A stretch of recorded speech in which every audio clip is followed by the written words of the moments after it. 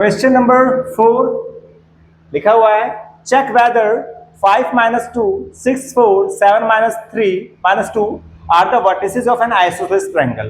अब ट्रायंगल की बात उठी है तो ट्रायंगल के बारे में जान लेते हैं। तो ट्रायंगल की बात उठी है तो ट्रायंगल के बारे में बात जान लेते हैं। That is your triangle. Triangle क्या होता है? It is a close figure of three sides. It is a close figure of three sides which have three angles and three vertices. इसे वर्टिसेस कहा जाता है। एक वर्टेक्स होता है, बहुत सारे हो गए वर्टिसेस। एक ट्रायंगल होता है एक क्लोज फिगर तीन साइड से बनी हुई जिसके तीन एंगल होते हैं, तीन वर्टेक्स होते हैं। ठीक है, अब इसको डिवाइड किया जाता है दो बेस पर। एक होता है एंगल, एक होता है साइड। इसका बेस समझना जरूरी है, एग्जाम में कुछ भी पूछ लेगा तो बेस क्लियर होगा तो आप आराम से उसको आंसर दे पाएंगे। एंगल की बात जब हम करते हैं तो एंगल के बेस पर तीन प्रकार के ट्रायंगल बन जाते हैं। एक बनता है acute angle triangle, obtuse angled triangle and right angle triangle, RIGST right angled triangle. ठीक है भाई, तो एंगल की बात करें तो एंगल के बेस पे तीन प्रकार के ट्रायंगल है, acute angle triangle, obtuse angle triangle, right angle triangle. पता है मुझे, आप सभी को पता है, फिर भी एक बार इंट्रो दे रहा हूं क्योंकि कई बार होता है कि माइंड से स्लिप हो जाता है। तो एक्यूट एंगल ट्रायंगल को लेकर एग्जाम में कुछ नहीं पूछेगा, ऑब्ट्यूज को लेकर कुछ नहीं पूछेगा तो राइट एंगल ट्रायंगल को लेकर पूछेगा। नॉलेज तीनों के बारे में होनी चाहिए। एक्यूट एंगल ट्रायंगल वो होता है जिसमें तीनों एंगल क्या होते हैं, 60 से कम। ऑब्ट्यूज क्या होता है जिसमें एक एंगल, कोई सा एक एंगल 90 से ज्यादा होता है, कोई भी एक एंगल 90 से ज्यादा होता है। ये 90 से ज्यादा है, ये ऑब्ट्यूज बन गया। राइट एंगल में क्या होता है, एक एंगल 90 डिग्री होता है, एक एंगल 90 डिग्री होता है। तो ये तीन ट्रायंगल होते हैं। अब राइट एंगल ट्रायंगल की खासियत है क्या, इसमें एक सबसे बड़ी साइड होती है, इसको हाइपोटेन्यूज बोलते हैं हम लोग। बाकी एक परपेंडिकुलर होता है, एक बेस होता है, किसी को भी कुछ भी ले लो।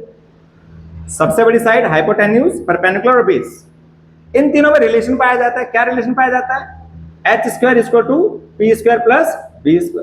तो ये चीज आपकी हेल्प करेगी किसी भी राइट एंगल ट्रायंगल को प्रूफ करने के लिए। ये चीज हेल्प करेगी। आप तीनों में तीन बार डिस्टेंस फॉर्म लगेगा, 1 2 3। जो सबसे बड़ी साइड होगी उसको इधर रखेंगे, उसका होल स्क्वायर करेंगे। बाकी जो दो साइडें होंगी उनका होल स्क्वायर करके प्लस करके चेक करेंगे। अगर बराबर आ गया तो right angle triangle, otherwise right angle triangle नहीं है। ठीक है भाई। अच्छा, साइड्स की बात करते हैं तो साइड के बेस पर भी तीन ट्रायंगल है। पहला स्केलेन, दूसरा आइसोसेलेस, तीसरा इक्विलैटरल।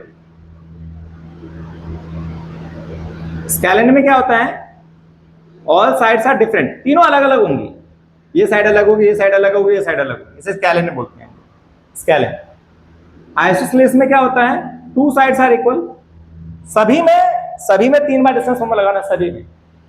तो स्केलेन अगर होगा तो तीनों साइडें अलग अलग आएंगी। मेजरमेंट से पता लगेगा भाई तीनों मेजरमेंट अलग अलग है। आइसोसेलेस में दो मेजरमेंट सेम होंगे, थर्ड डिफरेंट होगा। इक्विलैटरल में तीनों साइडें सेम होंगी। तो आपसे पूछा जा सकता है। अच्छा, स्केलेन में एक काम और करते हैं कि अगर स्केलेन ट्रायंगल बन रहा है तो वहां पे एक बार राइट एंगल ट्रायंगल जरूर चेक कर लेना। अगर स्केलेन है तो राइट एंगल जरूर चेक कर लेना, कहीं राइट एंगल तो नहीं है। ठीक है, कई बार हो जाता है स्केलेन होता है और राइट एंगल निकल आता है। तो अगर स्केलेन है तो राइट एंगल जरूर चेक कर लीजिएगा, यानी पाइथागोरस थ्योरम जरूर लगा के देख लीजिएगा। तो ये था ट्रायंगल के बेस पे कुछ नॉलेज। अब इस नॉलेज को लेके आगे बढ़ते हैं हम लोग, क्योंकि एग्जाम में कुछ भी पूछ सकता है। नॉलेज रहेगी तो आप कोई भी क्वेश्चन आराम से अटेम्प्ट कर सकते हैं। फिलहाल अभी हमें क्या दिया गया है, हमें आइसोसेलेस ट्रायंगल प्रूफ करना है, यानी कि दो साइडें बराबर प्रूफ करनी है, तीसरी साइड बराबर नहीं होनी चाहिए। हुई तो वो इक्विलैटरल बन जाएगा। तो मुझे चेक करना है कि आइसोसेलेस है या नहीं है। वही काम करते हैं, लेट सॉल्यूशन। लेट ए ले लिया 5 - 2, B 6 4 एंड C 7 - 2 are